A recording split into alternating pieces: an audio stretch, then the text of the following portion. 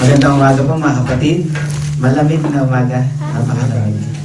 At patuloy nga na tayo muna sandali ay manalangin bago tayo magputuloy sa pag bulay-bulay ng salita ng ating Panginoon. Let us pray. Heavenly Father, we thank you, Lord. Maraming po salamat ngayon sa umagang ito, Panginoon. As you continue to meditate on your word, Lord, ikaw nga po ang mangusap sa bawat isa, Panginoon. Bigyan mo po kami, Lord, ng puso na handang magpaturo sa iyo, Panginoon. Buksan mo po ang aming isipan, Panginoon. Give us wisdom and understanding, Lord, that we may receive all the blessings, all the words that you want us to receive this morning. Maraming po salamat, Panginoon. And let us enjoy as we eat, Lord, ang tinapay ng buhay, ang iyong mga salita, Panginoon. Maraming po salamat, Panginoon. Ito po ang aming dalangin sa pangalan ni Jesus. Amen. Amen. Amen. Good morning, mga kapatid. Nagpapasalamat po rin ako sa Panginoon dahil doon nga nakatanggap ng additional. At nagpapasalamat ako sa Panginoon dahil nung time na yon, nasa kausap ko yung boss ko. Kausap ko siya, nagmi-meeting kami. Tapos yung kasi ano yun binibigay sa amin through naka-envelope, tapos letter lang. Letter lang, walang laman. Tapos, biglang binigay sa akin ng asawa ng boss ko. Tapos, hindi ko na kasi kausap ko nga yung boss ko eh. Tapos nung pagkatapos na mag-meeting, sabay takbo ko sa CR. Dala ko yung pinuksan ko doon. Kasi baka kasi mapaganyan ako eh. Makita ako ng mga ka-office ko eh. So, kapasalamat ako sa Panginoon kasi iba yung in a way na iba tayo tumingin sa ganung pagkapala. Kasi yung mga ka-office mate kong mga Australian, kasi magreklamo pa yon. Binigyan na ng bonus magreklamo pa, sabihin tataksan din naman yan eh. Ganun yung kanyang reklamo. Ako naman, tungtuwa ako kasi nagulat ako eh, kasi hindi naman in-expect ko. Sabi ko, kahit kamukha lang ng Christmas, masayang-masaya na ako. Or kahit medyo bumaba ito, walang problema, kahit bumaba. Tumaas pa siya ng 1.5. So parang ako, wow, may pambayad ako ng utang ko.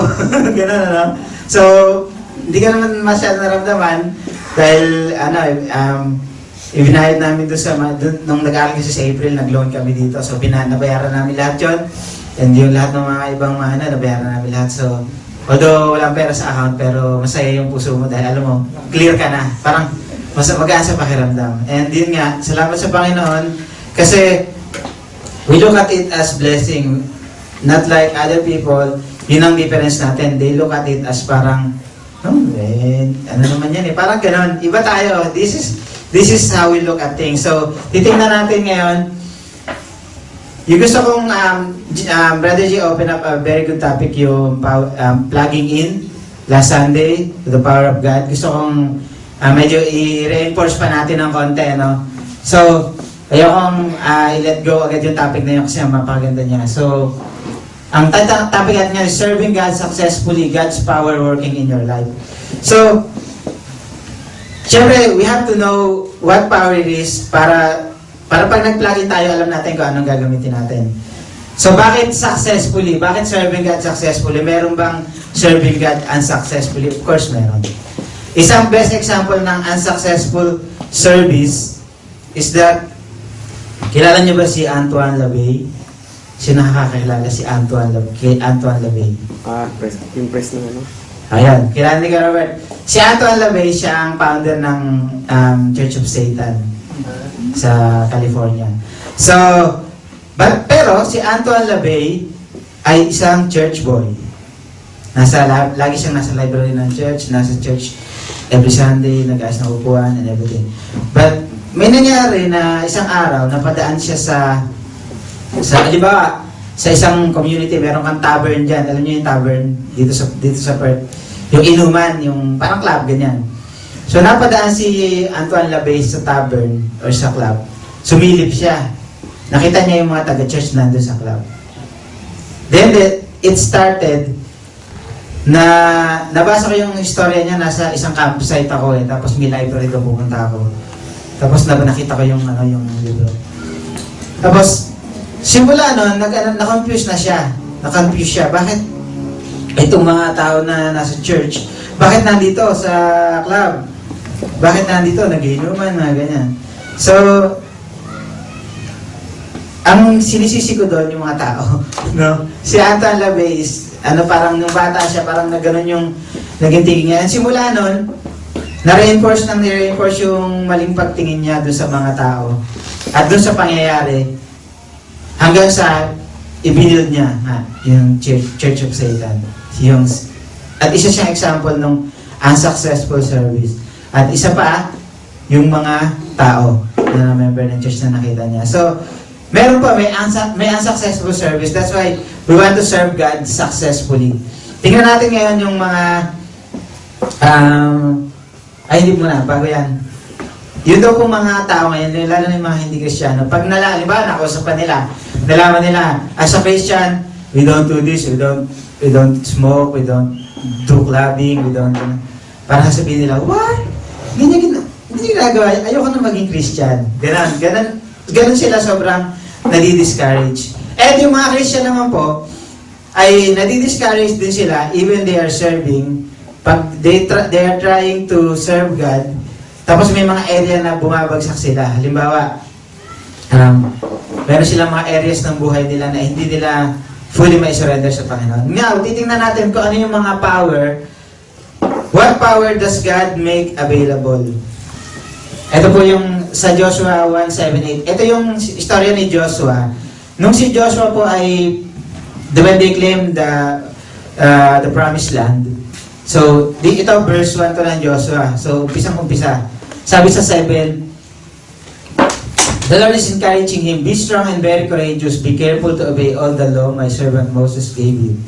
Do not deviate from them and turning either to the right or to the left, then you will be successful in everything you do. Study this book of instruction continually. Meditate on it day and night, so you will be sure to obey everything written on it. Only then will you prosper and succeed in all you do. So, si Joshua, na pagpasok nila sa Promised Land, meron siya agad encouragement mula sa Panginoon. Unang-una, be strong and very courageous. Alam naman po natin na yung mga Israelites talaga matitigas ang ulo. Di ba? Nakamatayan na nga ni Moses eh. Hindi si Moses nakapasok sa Promised Land, si Joshua yung nakapasok. So, there's the warning that yung verse 8, study this book of instruction, which is the Bible, continually. So, titingnan natin dito kung paano natin makikita ano yung mga power na available na up for grabs, ika nga. Tingnan natin yung una. So, the Bible promises that anyone is able to know God's will. So, ito yung una sinasabi natin na, ano ba yung, gusto ko yung God's will. So, ang tanong ng karamihan, paano namin malalaman yung God's will? Read the Bible. Tapos, yung isa, the Bible promises that we will be forgiven of sin.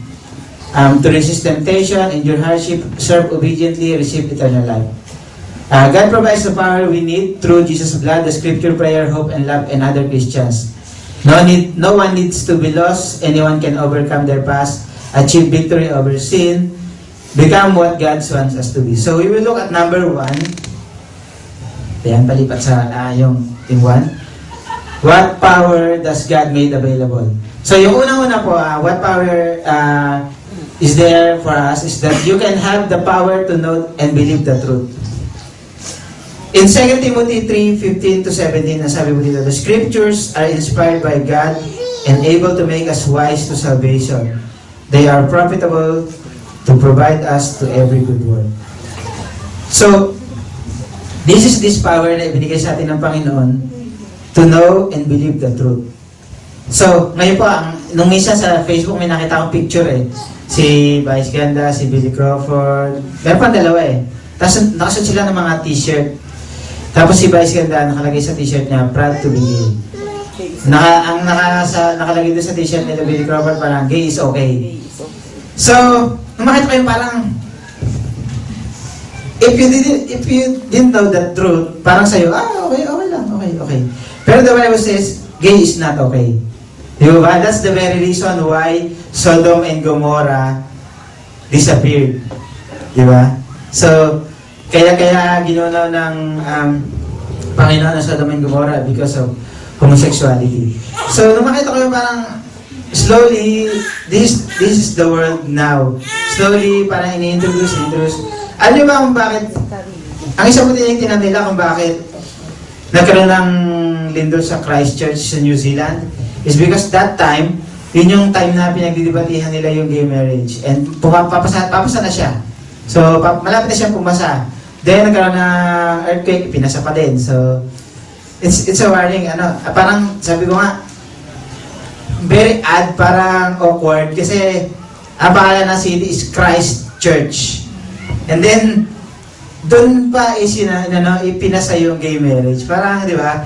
So, titingnan natin, kung kayo hindi mananampalataya, at you didn't know the truth, sasabihin mo, that's okay. That's fine. Walang problema doon. Okay lang yan. Sa Pilipinas, alam niyo yung mga movies na nakaraan noon, last year yun nasunod-sunod na puro The Legal Wife, yung mga mistress, tungkol sa mga mistress, parang inaano nila, parang okay lang maging mistress, okay lang magkaroon ng isa pang asawa. Pero for us believers, we have the power to know and believe the truth. So, tayo po ay binibigyan ng Panginoon ng kapangyarihan na salain natin yung mga bagay and to know the truth. Paano natin malalaman ang truth? And in Romans 1:16, ang sabi po dito, the gospel is the power of God to save those who believe. So, and by reading the Word of God, doon natin malalaman ano ba yung truth at ano ba yung hindi truth. Diba? So, if we are, kung sa ating buhay, sabi nga po dun sa acronym ng Bible is Basic Instructions Before Leaving Earth, no? Basic Instructions Before Leaving Earth. Bago tayo umalis sa mundong ito, we have to serve God successfully. And ito po yung mga bagay na yon. So, by human power alone, we can never determine what is right and what is wrong. There is this human nature that when it feels good, it's right. When it doesn't feel good, maybe it's wrong. Ganon po ganon ang human nature natin. Pero, kaya nga po ibinigay sa atin ng Panginoon ng Biblia for us to read and for us to know the truth. So, pangalawa, medyo mahaba na kaya medyo bibisa natin. Yung pangalawa ay you can have the power to become a child of God. Kung ikaw ay piliin, do you want to be the child of Satan or you want to be the child of God? Of course, you will choose to be the child of God. And we can have this power to have the child of God, become a child of God. Sabi po sa John 1:12, Jesus gave the right to become children of God to those who believe in His name. To those who believe in His name. Faith alone without obedience does not make one child of God. Kahapon pa meron akong pinanood na video. Tingnan nyo rin po ito kung meron kayong time sa YouTube. Yung isang babae na anak siya ng Satanist priest, high priest na naging Christian. So, this lady na sobrang hirap ng pinagdaanan niya kasi bata pa lang siya, siguro mga 10 years old siya or 11 or as soon na pwede siyang maging pregnant. No? Ay merong isang ritual sa doon na ginawa sa kanya na inimpregnate siya ng isang member. Tapos yung bata, as soon as makalabas yung bata, nisinacrifice nila yung bata. So, ganun katindi, sabi ko, paano pa maano to, emotional, sobrang torture na yung nangyari dun sa babae. But then, in-interview siya ng CBN nila, na Pat Robertson. At yun nga, tinignan nila yung buhay niya. Sabi niya, we look like a normal family. Sabi ganon. Pero sa labas. Pero pag nakita niyo yung loob ng bahay namin, yung mga ginagawa ng mga miyembro ng tatay ko, baka tumakbo kayo sa sobrang horrible daw. And ang nangyari sa buhay niya, once na siya ay naglalakad siya, nakadaan siya sa church, and pumasok siya sa church, at may nakilala siya doon. And doon nagsimula na talagang senior sa kanya si Jesus Christ. And sabi nga niya, kahit hindi ko pa alam si Jesus Christ, I know in my heart na merong someone there who can father me. Yung magiging ama ko talaga. Hindi yung tatay ko ngayon, kasi yung tatay niya, walang ginawang mabuti. So, sabi niya, alam ko na there's someone out there na talagang magiging tatay ko. And then nga, na doon nagsimula yung transformation niya. At lumaya siya doon sa bahay. Talagang nag-run away siya. Tapos, nakitira muna siya sa church. Tapos, ayun siya, hanggang sa nakilala niya naging asawa niya, naging maayos yung kanyang relationship. And ayun nga na ngayon, nagkatrabaho siya sa United Nations as yung sa mga na-abuse. So, that's the power to become a child of God. So, nung naranasan niya yun, sabi niya, I feel na yung tatay ko talaga ay nandiyan at yakap-yakap ako ng tatay ko. So, naramdaman niya doon yung pagiging children or child of God. And sabi mo rin po sa 1 Peter 22:23, the power to make us children of God is in God's spiritual seed, His Word, to be purified and born again. So, it all goes down to go back to the Bible, read the Bible, so that we will know how to become a child of God. And for us here, sa atin po rito, we became children of God the moment that we received Jesus Christ in our hearts. And another one, you can have the power to resist every temptation. Ang sabi po dito, every. So lahat, cover niya lahat. The power of God has the power to resist every temptation. Kadalasan daw po excuse ng mga tao kapag medyo mabagsak tayo sa isang area ng ating buhay na doon tayo tempted talaga is that napakahirap naman kasing maging Christian eh. Tapos minsan pa yung mga iba, kasi naman si Lord masyadong demanding. Ganun daw yung mga excuses. But sabi sa Corinthians 10:13, God is faithful, who will not allow you to be tempted beyond what you are able. But with the temptation, will also make the way to escape. So ito yung ikinwento ko sa inyo last time, no, na nasa Singapore pa ako, na itong Amerikano consultant namin, siya hindi pa nakakalam nito, consultant namin, at saka Singaporean, sila yung lagi kong katrabaho. So, at lagi silang nagpupunta sa mga patay sindi doon sa Singapore. And one time, inaaya nila ako lagi, hindi ako sumasama. Tapos, one time na parang na-corner na nila ako na nakasakay na ako sa sasakyan.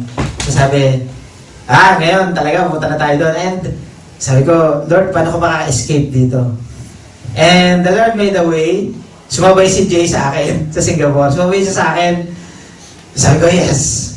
Tapos nung pagbaba niya, sabi bumaba rin ako, hindi nakakapalag yung iba.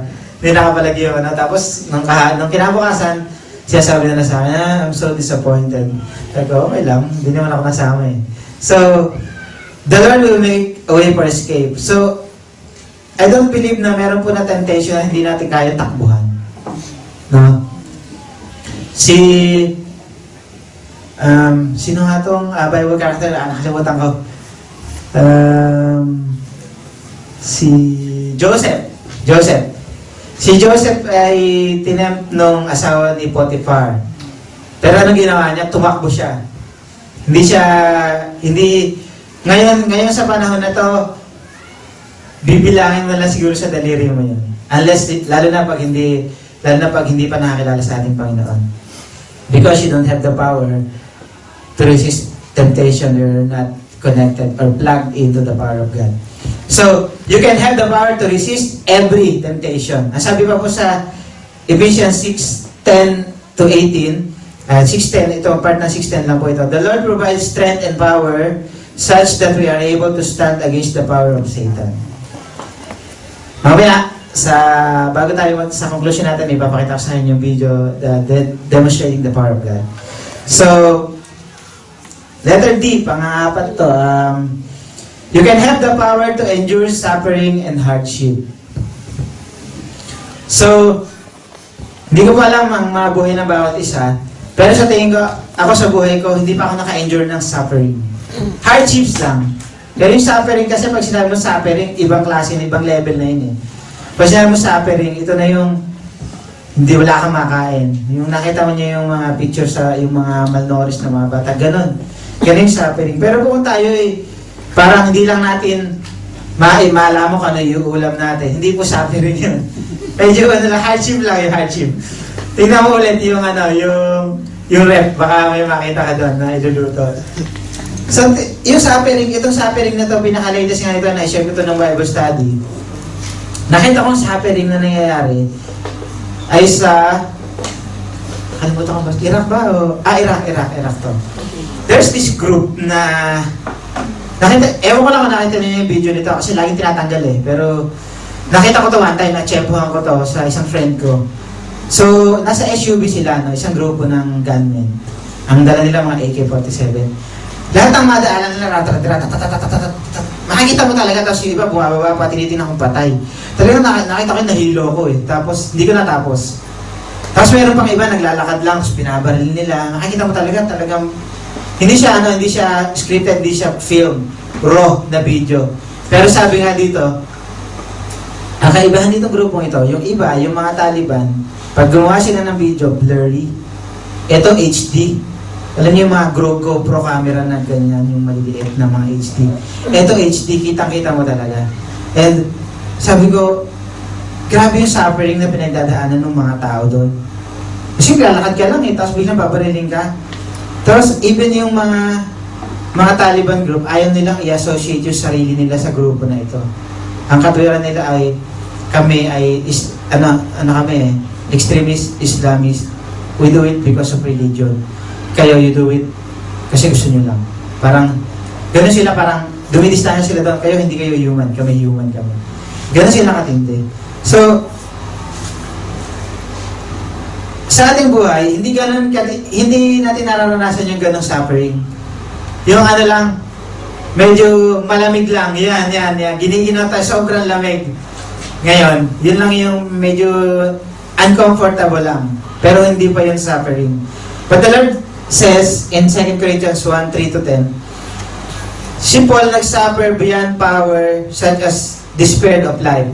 Kung kilala niyo si Paul, ang nangyari sa kanya, ito isang instance lang ng buhay ni Paul.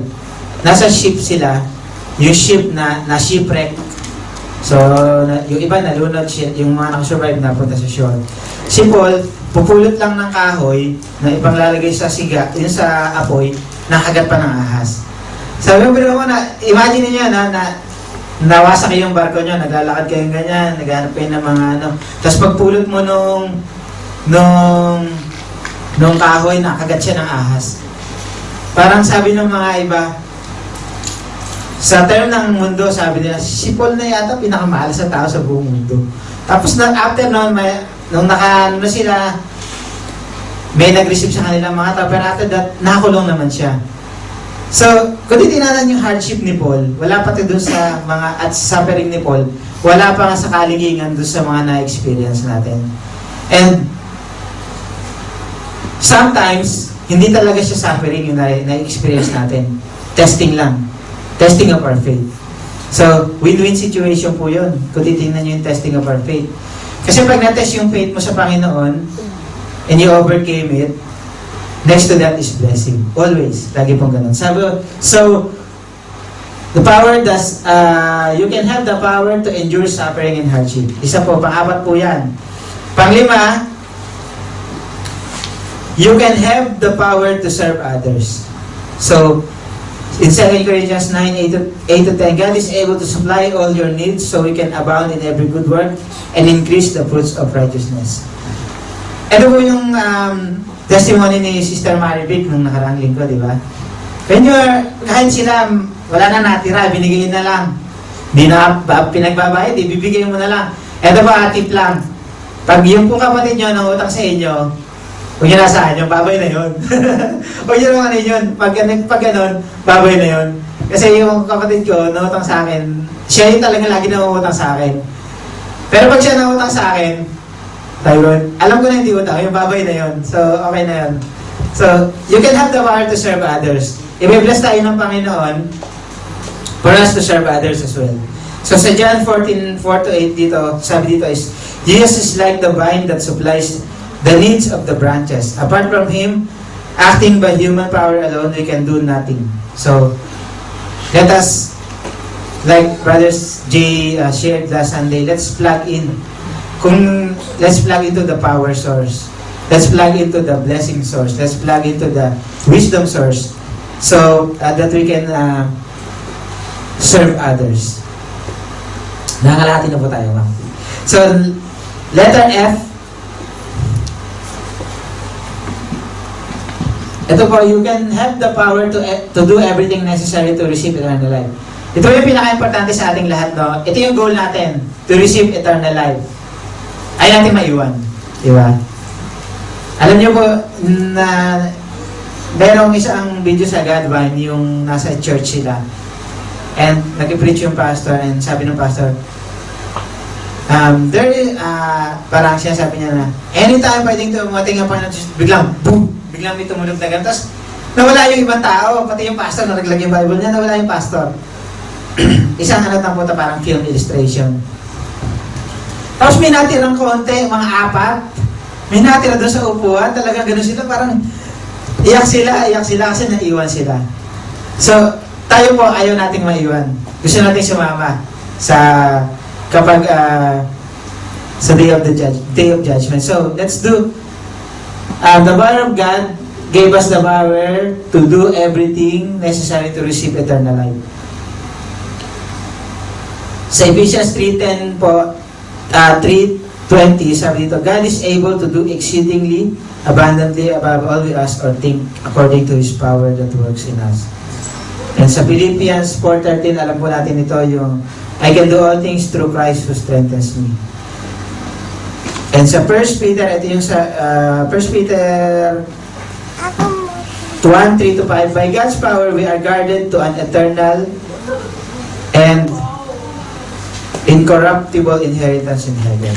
And the last verse, 2 Peter 1:3, sabi po dito, His power grants us all things that pertain to life and godliness. So wala pong sinasabi sa Biblia na imposible na makapunta tayo sa heaven. Wala pong gano'n na imposible. It is possible through Christ. Kaya nga po tayo binigyan ng God the Father ng Christ for us to be saved. So tingnan naman po natin. Kaya on the second part,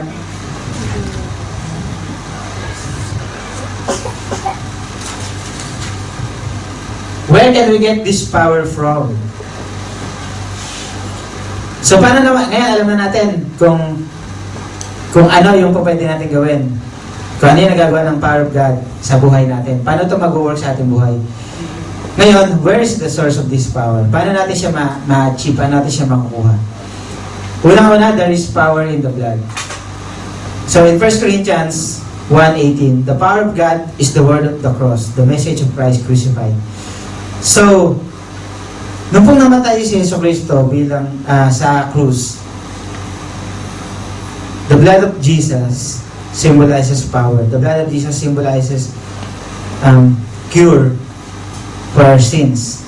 The blood of Jesus is also ito po yung naging gamot sa ating mga sakit. So, unang-una ang kanyang ginamot yung ating kasalanan.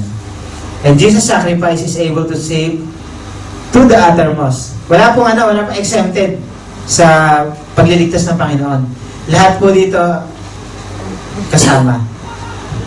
Kung tinignan nyo, kung mag-browse lang kayo sa YouTube, tingnan nyo yung mga Muslim, karamihan sa kanila, mga Satanist pag naging Christian sila, ibang klase yung pagiging Christian nila. Kasi meron doon, namatay siya, then dinala siya sa, nagkaroon siya ng encounter face to face kay Satan. Hindi niya nagustuhan. Sabi niya, it's the worst experience I have. And yun yung naging question sa mind niya, bakit ko ba ginagawa ito? Bakit ako member ng church na ito, ng Church of Satan? Bakit? Doon siya nagising. So tayo, hindi natin kailangan ma-experience yun. We just have to accept God as Jesus Christ as our Lord and Savior. Then we are saved. So there is power in Jesus' blood. Pangalawa po, tingnan din natin na there is power in God's love. God's love includes the first one, Jesus. Kasi kung hindi tayo mahal ng Panginoon, hindi niya bibigay ang kanyang bugtong na anak para sa atin. Sabi po sa Ephesians 3:16-17, we may be strengthened in the inner man, being rooted and grounded in love. So, sa tingin po natin, bakit po kailangan pang ipadala ng Panginoon na si Yesu Cristo? Diba? Because He loves us. So there is power in God's love. When you think na kayo po ay hindi mahal ng Panginoon, look around you. Baka mapahiya kayo. Sasabihin nyo, mahal na mahal pala ako ng Panginoon. May libro po akong binabasa tungkol sa 5 languages of love, yung pagpapalaki po sa anak. Kasi po, yung si Caleb, kumukulit na siya every single day. Sobrang kumukulit na siya. Pag sinabi mo na, sasabihin natin, oh, sleep na, kakain mo na. Ang daming delaying tactic. Tapos, brush na tayo ng teeth. Hindi, paano mo na, play mo na, or sleep mo na. Ay, ang dami niya, itong libro na to, binabasa ko siya, ebook siya, 5 languages of love, kung paano mo papalakihin ng maayos yung anak mo. Ang unang-una doon na foundation ay love. Walang iba. Kailangan maramdaman ng anak na mahal sila ng magulang. Kahit sila paluin mo, pag alam nilang mahal mo sila, it doesn't matter. It doesn't matter. Hindi siya magtatanim na sama ng loob sa'yo. So, ang unang-una doon, sinabi doon, in children, meron silang vacuum sa kanilang puso na kailangan mong punuin ng love. Punuin mo siya ng love. Ngayon, pag puno na siya ng love, kahit pa siya, pagalitan mo siya, kahit siya, paluin mo siya, it doesn't matter. Hindi siya magtatanim ng sama ng loob sa'yo. Pero yung mga bata na hindi nakaranas ng pagmamahal sa kanilang magulang at sila sinaktan, rebelde agad. Ganon. So, yun yung unang-una. There is power in God's love. Tayo po, when we feel the love of God, kahit tayo parusahan ng Panginoon dahil sa ginawa natin kasalanan, doesn't matter. Because alam natin mahal tayo ng Panginoon. Amen? So, pangatlo, there is power in the scriptures. So, yung mga Biblia po natin, ay lumain natin. Please. Yung digital, medyo mahirap lumain yan, yung digital eh. Pero yung mga Bible natin na pwede natin buklatin, ano po natin, lumain po natin. Mas luma, mas maganda. Kasi sabihin, mas gamit mo yun. Pag nakikita ko yung Bible ni Pastor Ato, ni Dada, nakita niyo na ba yun? Yung dala-dala yung Bible na halos puro tape na, luma-luma na siya. Sabi ko, I hope yung Bible ko, pag gantong age na ako, ganto na rin kaluma. Ganon. Eh, sobrang lumang-luma niya. Tuwing titingnan ko pala yung Bible na niya, nabibless na agad ako. Kasi alam ko na sobrang nagamit niya yun. So sabi po sa Romans 1:16, the gospel is the power of God into salvation. So the gospel is the power of God into salvation. Basahin po natin yung mga Bible natin. And sabi sa 1 Corinthians 1:18, the word of the cross is the power of God. And sa Ephesians 6:13-17, every part of the armor of God is related directly or indirectly to the word. Alam niyo po yung armor of God? Sword of the Spirit, helmet of salvation. Yan pong lahat ay equated sa Word of God. So mga kapatid, there is power in the Scriptures. Kung ang buhay natin ngayon, you will be surprised. Pag medyo halimbawa kayo ay medyo discouraged ako ngayong araw na to, ano ba sinasabi ng Panginoon sa akin? When you turn your Bible, minsan test ko nga yun eh. Yung basta, boom, tapos yung tuturo mo, kung anong gusto mo bumagsak, sakto. So, let's test it. Let's test God sa ganong paraan. Tingnan natin that there is power in the Scriptures. Kung hindi nyo po binabasa yung mga Bible natin, manghihina talaga tayo. Because there is power in the Scriptures. And letter D, okay. There is power in prayer. Huwag po tayo magtataka kung hindi po gumaganda yung buhay natin or hindi natutupad yung mga gusto natin kasi kung hindi tayo nagpe-pray. Kung hindi tayo hihingi, hindi tayo bibigyan. Ang Panginoon po, ang kanyang storehouse ay puno. And ready for delivery anytime na humiling tayo sa Panginoon. Ang problema, hindi tayo humiling. Sabi nga po ni Pastor Jeff, there is no answered prayer because there is no uttered prayer. So, Huwag niyo lang pong hihilingin na tumama kayo sa loto. Lalo na kung hindi kayo tumataya. At huwag kayo tataya. So, sabi po doon, there's no answered prayer when there's no uttered prayer. Tama, na wala kang, ano expect mo kung hindi ka naman pala nananalangin? Lord, gusto mo magkaroon ng ganito, ng bahay. Hindi mo dinadalangin sa Panginoon na magkaroon ka ng bahay. Kung gusto niyo pong magkaroon ng bahay, idalangin niyo sa Panginoon magkaroon ng bahay. Bahay lang po yan, parang ano lang po yan sa Panginoon, candy. Parang candy lang po yan sa Panginoon. So, kung gusto niyo ng, ito nga po tip sa amin ng isang pastor namin, kung gusto mo, kung hiling ka sa Panginoon, humili kayo mataas. Parang pag medyo mababa ng konti, mataas pa rin. Guess niyo mo? Kung humingi tayo sa Panginoon ng Mercedes-Benz, pag yung bumaba ng konti, Lexus pa yun. Gets? So, ganun. So, there is power in prayer. So, manalangin po tayo sa Panginoon at sigurado po tayo na hihilingin ito ng Panginoon. No? So, nung pong si Pastor Amor, bago siya umalis, pinag-pray namin siya nung nakila Sister Brother Arnie. Nasa bahay nila Brother Arnie. And Pastor Ato prayed for, kasi hindi siya magkaanak. No? So, pinag-pray na namin siya na magkaanak siya. Which is, ganun din yung prayer namin kay Sister Emma. So, we believe that one day, magugulat na lang tayo may anak na sila. Because there's nothing impossible sa Panginoon. There's power in prayer. There's power in prayer. Sabi nga po sa James, pero meron pong merong requirement ito. Sabi po sa James 5:16, the effective fervent prayer of a righteous man avails much. You cannot, siguro kung halimbawa ikaw, nagpe-pray ka, it depends on the prayer. Kung halimbawa nagpe-pray ka na, isang magnanakaw, nag-pray siya na, Lord, sana po ay itong nanakawang kong bahay ay marami laman. So, it's a wrong type of prayer, no? So, sabi sa James 5:16, there's a requirement. There's righteousness. So, hindi lang, there's righteousness requirement when we pray. When we pray, meron pa pong isang verse na sabi doon, it has to be of the right motive. When we're praying for a house, our motive is to shelter our family. Hindi yung, Lord, bigyan mo ako ng bahay para may maiposok sa Facebook, makita ng mga kamag-anak ko doon, may bahay na ako sa Australia, na mayaman na ako. Hindi po ganun. So, hindi kami bigyan ng Panginoon ng bahay. Tandaan niyo po yan. So, let our prayer be of right motive then. And sabi po sa isang verse sa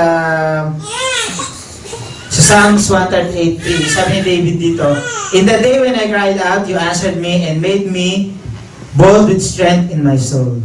So our prayer also strengthens our spirit. Ako ang isang,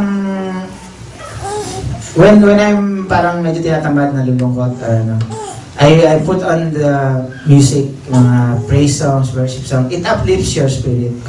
And pray to the Lord. And last one, yung pong isa pa is, there is power in fellowship. Mga kapatid, this is very important. I know one couple na nung tinanong namin sila, na-meet namin sila sa Singapore pa, sa isang birthday. Sabi niya, saan kayo yung church pumunta? Wala, kaming dalawa lang sa bahay. Doon kami, hindi sila nagpunta sa akin ng church, pero Christian sila. Eh, bakit? Bakit sa bahay lang? Kasi basta, maraming reasons. Pero they ended up joining din a church. Kasi sabi nila, mahirap din pala pag walang fellowship. Mahirap din. So there is power in fellowship. Sabi po sa Ecclesiastes 4:9-12, two are better than one. If one falls, his companion can lift him up. An enemy might prevail against one alone, but instead there are two to withstand him. A threefold cord is not easily broken. There is strength in working together. Natin nyo yung lubid. Pag kinalas nyo yung lubid, tatlo siya na magkakaganon. That's why it's strong. threefold cord is not easily broken. Tayo po mga kapatid sa ating fellowship, mas malakas po tayo there is strength in numbers, ika nga po, no? So, mas marami tayo, mas malakas tayo. So, sabi po dito, there is power in fellowship. Sa Hebrews 10:23, one excellent time to strengthen one another is when the church meets. So, ito po yan. Sunday, Wednesday prayer meeting, and Friday. So, we can only be strong when we use what God provide us to be strong. Amen. So,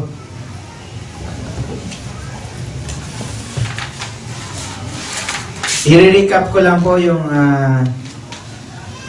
ang aim po natin is to know and be successful in serving the Lord. So, yung una, what power is available? So, we can have the power to know and believe the truth. Sige, dyan na lang. Yung pangalawa, dahil balik ka sa umpisa. I-recap lang natin yung mga ano. Yan, sunod-sunod lang. Yan, yung una, you can have the power to know and believe the truth. Yung pangalawa, you can have the power to become a child of God. Pangatlo, you can have the power to resist every temptation. You can have the power to endure suffering and hardship. You can have the power to serve others. And you can have the power to do everything necessary to receive eternal life. Yung pong isa, yung where does the power came from, or where can we get this power from? There is power in Jesus' blood. There is power in God's love. There is power in the scriptures. There is power in prayer. There is power in fellowship. Yung huli, there is power in the hope of eternal life. So when we're hoping for eternity, there is power in it. Pag namatay tayo, hindi natin alam kung saan tayo pupunta. Parang, gagawin mo na lahat ng kung ano gusto mong gawin. Pero, dahil po tayo, ito yung direction na pinupuntahan natin. We want to be with the Lord in eternity. No? Yung kaibigan ko na nasa Pilipinas, sobrang simple niya mamuhay. Sabi niya, hindi ko kailangan yan kasi hindi naman yung kasi sa eternity ako pupunta. Sabi niya, hindi ko kailangan yan kasi hindi naman kailangan sa eternity yan. Ganun siya. Sobrang ibang level tong kaibigan ko na to. So, there's power in the hope of eternal life. Sabi po sa 2 Peter 1:8, the desire to enter everlasting kingdom motivate us to make our calling and election sure by developing the needed qualities in our lives. So, ito po yung tinatahak nating direction. Huwag na po tayong pumunta sa kanan, huwag na po tayong pumunta sa kaliwa. Let's go straight ahead. Amen. And as a conclusion,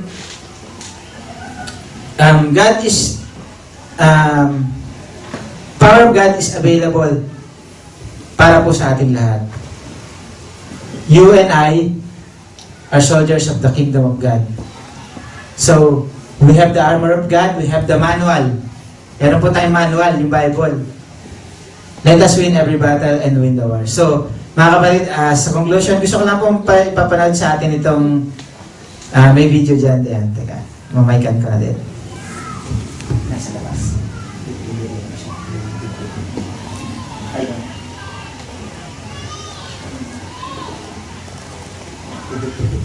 Ayan. Ito po yung magde-demonstrate. Opo muna ako dito. Hindi, nasa video lang siya. Sa labas.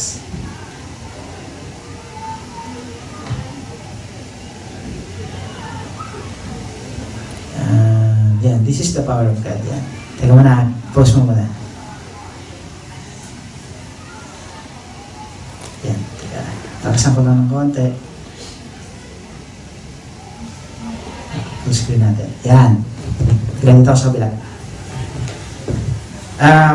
I hope and pray na dumating tayo sa ganitong growth sa ating pananampalataya.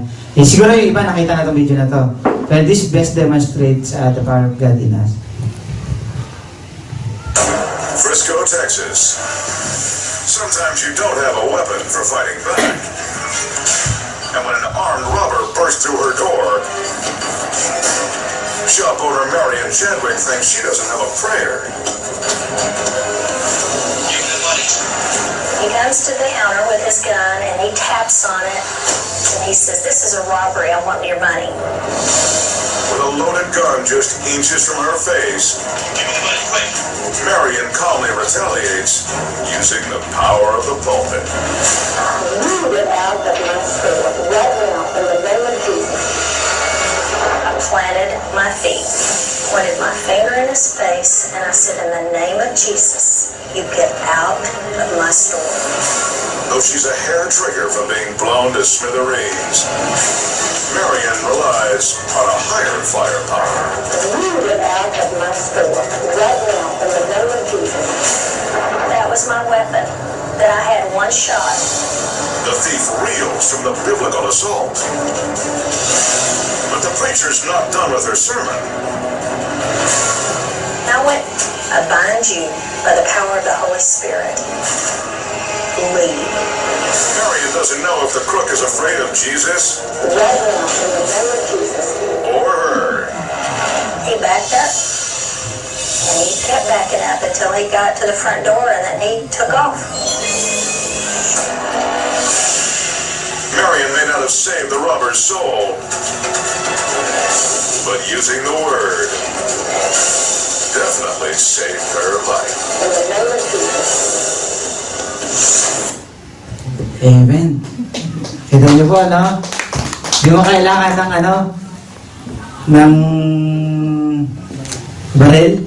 No, word lang. Sabi niya, I planted my feet. So, parang, di talaga siya alis, sabi niya. Parang, muna siya talagang, decidido siya na i-rebuke yung assailant, yung robber, sa word. Sabi niya, I planted my feet. So, mga kapatid, let's use this power. Sabi ko nga, I pray na dumating ako sa pagkakataon na pag na-experience ko tong bagay na ito, hindi ako magre-retaliate sa physical, kundi sa word. Yung word ay enough na. Amen? Amen. Purihin ang Panginoon. Sige po mga kapatid, tayo po tayo lahat. Let us worship the Lord.